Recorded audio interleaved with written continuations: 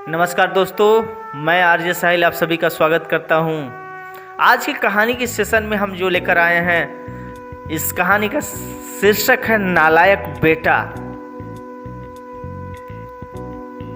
और ये नालायक बेटा की कहानी शुरू होती है। एक पिता के 3 पुत्र होते हैं। 3 पुत्रों में 2 पुत्र बड़े ही कामयाब होते हैं और अपनी अपनी जगह जॉब करने लगते हैं और इतना व्यस्त रहते हैं, कमाई धमाई समाज प्रतिष्ठा इतना बनाते हैं कि बाप उनसे प्रॉपर खुश रहता है।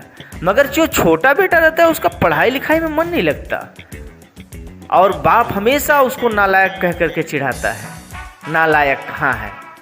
जब भी घर आता वो नालायक कहाँ है? जब भी रिजल्ट आता वो फेल ही रहता था। पिता उसको बड़ा ही अजीब ट्रीट करते थे, लेकिन वो अपने माँ बाप को बहुत प्यार करता था। हुआ यूं, एक दिन काफी समय बीता, उसके 2 बेटे काफी सक्सेस हुए, दूसरे शहर में जा कर के रहने लगे अलग अलग और अपनी अपनी दुनिया बसा लिए। एक दिन अचानक यूं ही उनकी माँ की तबीयत काफी खराब हुई। बाप ने सोचा बड़े बेटे को इन्फॉर्म करो और बड़े बेटे को जब फ़ोन किया कि तुम्हारी माँ की तबीयत काफ़ी ख़राब है, तो बड़ा बेटा बोला पापा मैं पैसे भेज देता हूँ, अभी व्यस्तता है, बाद में बात करता हूँ। बाप बेटा की बात सुन करके फ़ोन रख दिया। फिर दूसरे बेटे को फ़ोन किया तो यही जवाब उसका भी आया। बाप हॉस्पिटल में लेकर के परेशान। जब ये बात छोटे बेटे को पता चली, जिसको हमेशा नालायक बोलता था, वो दौड़े दौड़े गया और बोलता है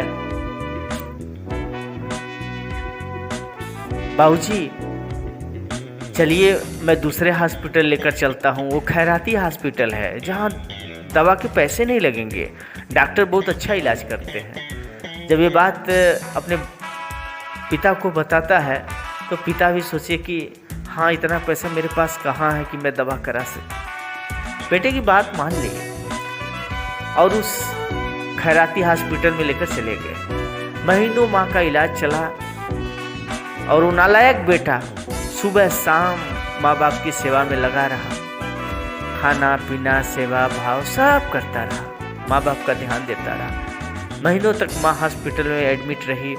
माँ का ऑपरेशन भी हुआ, माँ ठीक हो गई। जब हॉस्पिटल से डिस्चार्ज हुई तो पिता दोनों दंपत्ति घर को जाने लगे। जब घर जाते हैं तो देखते हैं कि रास्ते में जो उसके हिस्से का खेत रहता है, जमीन रहती है, उस पर कोई और हल चला रहा है, जुताई बुआई करने लगा। तो जाकर उसे पूछता है कि भाई साहब आप कौन हैं? आप, ये तो मेरे बेटे का खेत है, छोटे बेटे के हिस्से में है। तो बोला हाँ ठीक ठीक ठीक ठीक। उन्होंने ये खेत मुझे दे दिया है और बोले हैं थे कि हमारे माँ बाप अगर आए तो ये चाबी दे देना उनको। ये चाबी लीजिए और वो झोपड़ा जो उनके हिस्से का बचा हुआ है जाइए वहाँ। माता पिता चाबी लेकर जाते हैं। झोपड़े में ताला लटका रहता है, उसको जब खोलते हैं तो सामने टेबल पड़ा रहता है। टेबल पर कुछ कागज रखे रहते हैं और कागज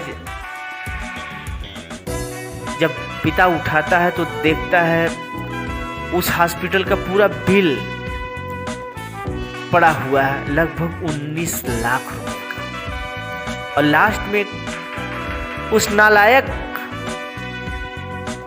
बेटे ने अपने पिता के नाम एक चिट्ठी लिखी थी। लिखा, प्रिय बाबूजी माताजी को चरण स्पर्श, मुझे माफ़ करिएगा, मैं आपका नालायक बेटा।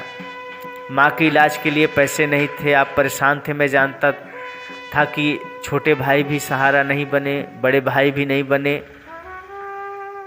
तो मैं दौड़ते हुए आया। मैं जानता हूँ कि आप मुझे देखना नहीं चाहते हैं, लेकिन मैं आपसे बहुत प्यार करता हूँ और अपनी माँ से भी बहुत प्यार करता हूँ और ये मजबूरी मुझसे देखी नहीं गई।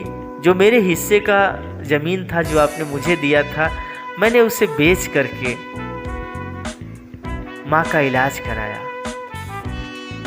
मैं तो नालायक हूँ ही बाबूजी, एक नालायकी और कर गया, हो सके तो मुझे माफ कर देना। ये चिट्ठी पढ़ करके बाप भबक कर रोने लगा, बहुत रोया और अपनी पत्नी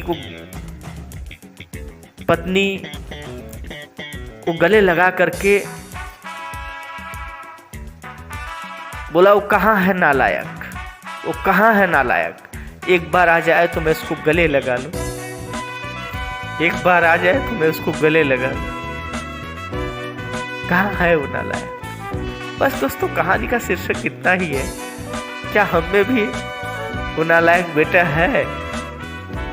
अगर है किसी कोने में तो प्लीज दोस्तों, कहानी अच्छी लगे तो एक कमेंट लाइक जरूर करिएगा। क्या हम में भी है वो नालायक बेटा? थैंक यू दोस्तों।